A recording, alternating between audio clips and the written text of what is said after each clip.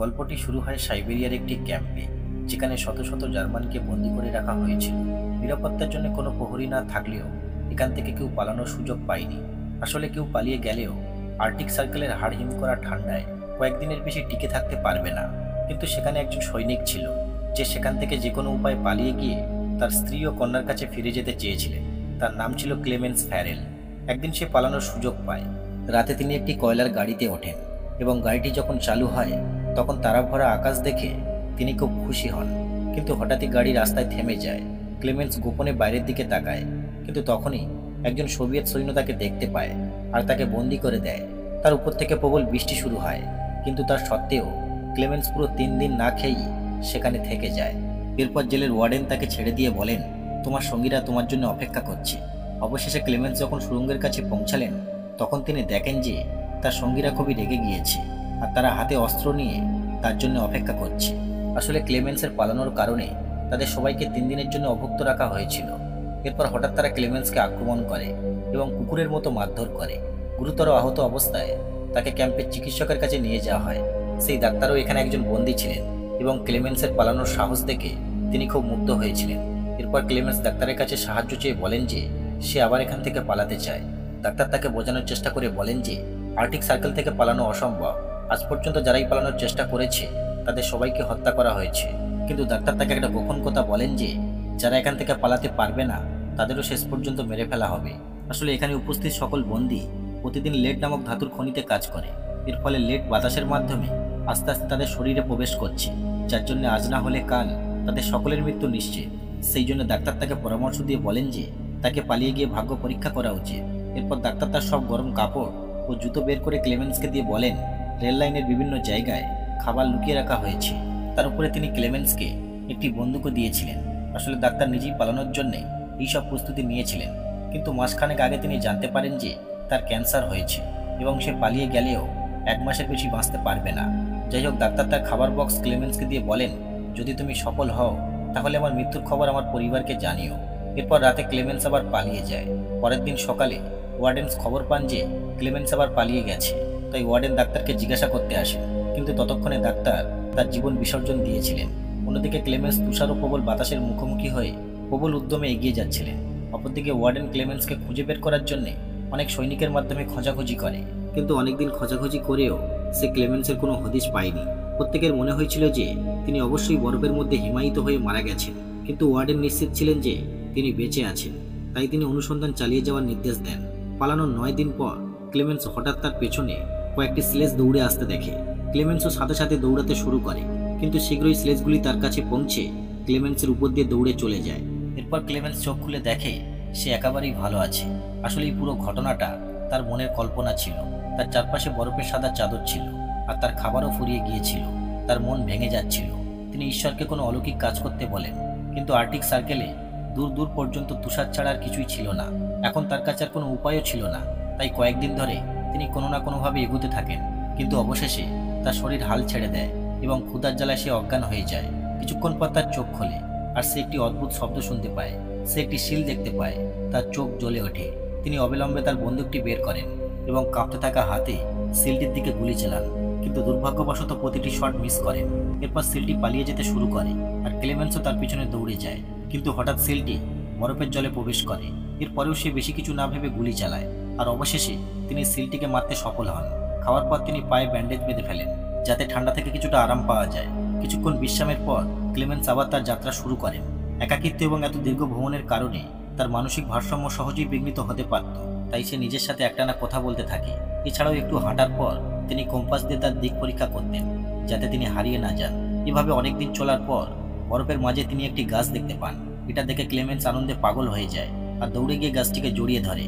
আসলে এই গাছের মানে হচ্ছে একটানা 2 মাস হাঁটার পর অবশেষে তিনি আর্কটিক সার্কেল থেকে বেরিয়ে এসেছেন। অন্যদিকে জেলের ওয়ার্ডেন তখনও পর্যন্ত হাল ছাড়েননি। তিনি 500 কিলোমিটার এলাকা তল্লাশির নির্দেশ দেন। ক্লেমেন্স জঙ্গলে তো পৌঁছে গিয়েছিল, কিন্তু হঠাৎ সেখানে তুষার ঝড় শুরু হয়। এই ঝড় এতটাই ভয়ানক ছিল যে বড় বড় গাছও উপড়ে পড়ছিল। ক্লেমেন্স গাছে ওঠার সাথে সাথে হঠাৎই একটি বড় গাছ তার উপর পড়ে। সৌভাগ্যবশত শ্যামজন ও ম্যাটার নামে 2 ব্যক্তি যারা সেখানে সোনার অনুসন্ধানে এসেছিলেন তারা ক্লেমেন্সের জীবন রক্ষা করেন। আর এরপর তারা 3 জনই একসাথে এগিয়ে যেতে শুরু করে। ধীরে ধীরে আবহাওয়া ভালো হতে আরম্ভ করে আর তারা 3 জনই একটি অস্থায়ী নৌকা করে নদী পার হওয়ার সিদ্ধান্ত নেয়। তিনজনই একে অপরকে তাদের জীবনের গল্প বলে, কিন্তু কিছুক্ষণের মধ্যে নদীর স্রোত প্রবল হয়ে ওঠে, যার কারণে ক্লেমেন্স ও ম্যাটান নৌকাটি সামলাতে পারেননি। ফলস্বরূপ স্যামজন ভারসাম্য হারিয়ে নদীতে পড়ে যান। স্যামজন যখন ডুবে যেতে বসেছিল তখন ক্লেমেন্স তার জীবনের পরোয়া না করে অবিলম্বে নদীতে ঝাঁপ দেয়। অনেক কষ্টের পর সে স্যামজনকে নদীর তীরে নিয়ে আসতে সক্ষম হয়। অন্যদিকে ম্যাটান তাদের মাঝপথে রেখেই একাই এগিয়ে যান। যখন তিনি তাদের কুঁড়ে ঘরে পৌঁছান তখন তিনি ভাবেন যে স্যামজন নিশ্চয়ই নদীতে মারা গেছেন, তাই তিনি স্যামজনের সোনা ও অন্যান্য মূল্যবান জিনিসপত্র চুরি করেন। কিন্তু কিছুক্ষণের মধ্যেই স্যামজন এবং ক্লেমেন্সও সেখানে পৌঁছে যান। ম্যাটনের বিশ্বাসঘাতকতায় স্যামজন খুব রেগে যান। এই কারণে তিনি ম্যাটনকে গুলি করে হত্যা করেন। এরপর স্যামজন ও ক্লেমেন্স তাদের জিনিসপত্র গুছিয়ে নেন আর আবার তাদের যাত্রা শুরু করেন। শীঘ্রই শীতের মৌসুম শুরু হয়ে যায় আর এগিয়ে যাওয়া আরও কঠিন হয়ে যায়। এরপর ক্লেমেন্স স্যামজনের ব্যাগ নিয়ে তার বোঝা কমানোর চেষ্টা করেন, কিন্তু স্যামজন ভাবেন যে ক্লেমেন্স তার সোনা চুরি করতে চায়, তাই সে তার ব্যাগ দিয়ে ক্লেমেন্সকে আক্রমণ করে। এই কারণে ক্লেমেন্স অজ্ঞান হয়ে পড়ে আর যখন তিনি চোখ খোলেন তখন তিনি দেখেন যে নেকড়েদের একটি দল তার দিকেই ছুটে আসছে। ক্লেমেন্স তাড়াতাড়ি করে একটি গাছে ওঠার চেষ্টা করে, কিন্তু ক্ষুধার্ত নেকড়েরা তাকে তার প্যান্ট দিয়ে টেনে নামিয়ে নিচ্ছিল। অনেক চেষ্টা করার পরেও সেই ছোট গাছটিও ভেঙে যায়। তার মৃত্যু তার সামনে দাঁড়িয়েছিল। এরপর হঠাৎ গুলির আওয়াজ হয় যাতে সমস্ত নেকড়ে মারা যায়। আসলে এই এলাকার রাখালরা ক্লেমেন্সের জীবন বাঁচিয়েছিল। তারা তাকে তুলে নিয়ে তাদের গ্রামে নিয়ে যায়। সেখানে অনেক রাখাল তার চিকিৎসা করে। তাদের সাহায্যে ক্লেমেন্সের শরীর শীঘ্রই সম্পূর্ণ সুস্থ হয়ে ওঠে। আর এতদিন পর মানুষের সাথে দেখা করে তিনি খুবই খুশি হন। অনেক মেষপালকের সাথে তার বন্ধুত্বও হয়ে যায়। কিন্তু শীঘ্রই জেল ওয়ার্ডেন দ্বারা পাঠানো নোটিশটি সেখানেও পৌঁছে যায়, যা অনুসারে যে কেউ ক্লেমেন্সকে আশ্রয় দেবে সে নিজের প্রাণ হারাবে। অতএব ক্লেমেন্স সেখান থেকে চলে যেতে বাধ্য হন। যাওয়ার আগে রাখালরা তাকে অনেক খাবার এবং একটি শিকারী কুকুর উপহার হিসাবে দেয়। এখন বাড়ি ফেরার এই যাত্রায় তার কাছে আরও একজন সঙ্গী ছিল, তাই ক্লেমেন্সের একা মনে হয়নি। এভাবেই দুজনে প্রায় 1 বছর ধরে এগোতে থাকে। একদিন তারা একটি কাঠের কলের কাছে পৌঁছায়, যেখানে ক্লেমেন্সের কুকুর খাবারের অনুসন্ধানে সেখানে যায়, কিন্তু কিছু কর্মচারী তাকে তাড়িয়ে দেয়। এরপর ক্লেমেন্স সামনে এগিয়ে আসে আর কর্মচারীরা তাকে চিনতে পারে আর তারপর মিল মালিক তাকে কিছু খাবার খেতে দেয়। এরপরে তারা ক্লেমেন্সকে জার্মানি ট্রেনে তুলে দেয়। এখন সে খুব শীঘ্রই বাড়ি পৌঁছাতে চলেছে, তাই ক্লেমেন্সের মুখে বড় হাসি ছিল। কিন্তু সে জানতো না যে মিল মালিক তার বিষয়ে পুলিশকে খবর দিয়ে দিয়েছে আর জেল ওয়ার্ডেন তার সৈন্যদের সাথে ট্রেন স্টেশনে তার জন্য অপেক্ষা করছে। ভাগ্যক্রমে ক্লেমেন্স ইতিমধ্যেই স্টেশনে সৈন্যদের দেখতে পায়, তাই সে সুযোগ দেখে পালিয়ে যায়। কিন্তু কিছুক্ষণের মধ্যেই জেল ওয়ার্ডেন তাকে হাতে নাতে ধরে ফেলে। এখন ক্লেমেন্সের সমস্ত আশা শেষ হয়ে গিয়েছিল, কিন্তু হঠাৎ ক্লেমেন্সের শিকারী কুকুরটি ওয়ার্ডেনকে আক্রমণ করে এবং তাকে খুবই খারাপভাবে কামড়ে দেয়। তার কুকুরের আনুগত্যের কারণে ক্লেমেন্স রক্ষা পেয়েছিল। ক্লেমেন্স পালানোর আরও একটি সুযোগ পেয়ে যায়, কিন্তু তারপরে সে গুলির শব্দ শুনতে পায়। সে বুঝতে পারে যে ওয়ার্ডেন তার কুকুরকে হত্যা করেছে, কিন্তু ক্লেমেন্স তার শোক না করেই দৌড়াতে থাকেন। সুযোগ পেয়ে তিনি একটি ব্রিজে উঠে নিচ দিয়ে যাওয়া ট্রেনে ঝাঁপ দেন। আজ আবারও সে কোনোভাবে পালাতে সক্ষম হয়েছিল। এরপর তিনি তার পথে এগিয়ে যেতে থাকেন। এভাবে অনেক সময় কেটে যায় আর 1952 সাল চলে আসে। সেই সময় ক্লেমেন্সের কাছে না কোনো পয়সা ছিল আর না কোনো খাবার। এরপর তিনি একটি মেলায় ঘুরতে আসেন, যেখানে তিনি সুস্বাদু খাবার দেখেন, কিন্তু দোকানদার তাকে তাড়িয়ে দেয়। হাঁটতে হাঁটতে তিনি একটি প্যানকেকের দোকানের সামনে আসেন। সেখানে দুটি মেয়ে তাকে স্বাগত জানায়, কিন্তু তার কাছে কোনো টাকা ছিল না, তাই তিনি হতাশ হয়ে সেখান থেকে চলে যান।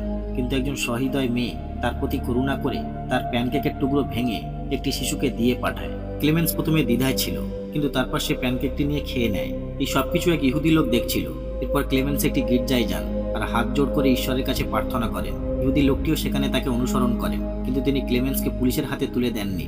আসলে সেও কিছুকাল আগে একজন যুদ্ধবন্দী ছিল, তাই সে ক্লেমেন্সের অবস্থা বুঝতে পারে।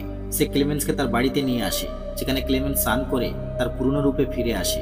ইহুদি লোকটি তাকে একটি পাসপোর্ট ও কিছু কাগজপত্র দেন, যার ফলে ক্লেমেন্সের মন অনেক বেশি খুশি হয়ে যায়। অবশেষে ক্লেমেন্স সোভিয়েত সীমান্ত অতিক্রম করে আর একটু জিজ্ঞাসাবাদের পর তাকে যেতে দেওয়া হয়। ক্লেমেন্স এতে এত খুশি হন যে তার হাসি নিজেকেই চাপতে হয়। বলতে গেলে সে তখন স্বাধীন হয়ে গিয়েছিল, কিন্তু যখনই সে ব্রিজের মাঝখানে পৌঁছায় তখন তার চোখে ঝকঝকে আলো এসে পড়ে আর জেলের ওয়ার্ডেন তার সামনে চলে আসে। ক্লেমেন্স তাকে দেখে হতবাক হয়ে যান। তিনি পিছনে ফিরে দেখেন যে তিনি এখনও সোভিয়েত ভূখণ্ডে রয়েছেন, যার অর্থ ওয়ার্ডেন এখনও তাকে গ্রেপ্তার করতে পারে। এখন ক্লেমেন্সের মন ভেঙে যায়, কারণ এত বছর পরিশ্রম করে তার মুক্ত হওয়ার ইচ্ছা তখন ধূলিসাৎ হয়ে যায়। কিন্তু সে হঠাৎ দেখে যে ওয়ার্ডেন তার পথ থেকে সরে গেছে। ক্লেমেন্স তার চোখকে বিশ্বাস করতে পারছিল না, কিন্তু সে ধীরে ধীরে এগিয়ে যায়। আসলে ক্লেমেন্সের বেঁচে থাকার ইচ্ছা এবং 7 বছরের বেদনাদায়ক যাত্রার পরে এখানে পৌঁছানোর আবেগ ওয়ার্ডেনের মন জয় করে নিয়েছিল। তাই ওয়ার্ডেন ক্লেমেন্সকে যেতে দিয়েছিলেন, কিন্তু একজন সৈনিক হয়ে তিনি সেদিন জিতে গিয়েছিলেন, কারণ আজ তিনি চাইলে ক্লেমেন্সকে গ্রেপ্তার করে তার খেলা শেষ করে দিতে পারেন। অবশেষে ক্লেমেন্স সীমান্ত পেরিয়ে তার বাড়িতে পৌঁছায়, যেখানে তার স্ত্রী এবং মেয়ে গির্জার উদ্দেশ্যে রওনা হচ্ছিল। ক্লেমেন্স তাদের অনুসরণ করে গির্জায় পৌঁছায়। তার মেয়ে তাকে চিনতে পারে আর তারপর সে দৌড়ে তার বাবাকে জড়িয়ে ধরে। আপনার মতে ওয়ার্ডেন সঠিক কাজ করেছেন নাকি তিনি তার দেশের সাথে বিশ্বাসঘাতকতা করেছেন? কমেন্ট করে অবশ্যই জানাবেন।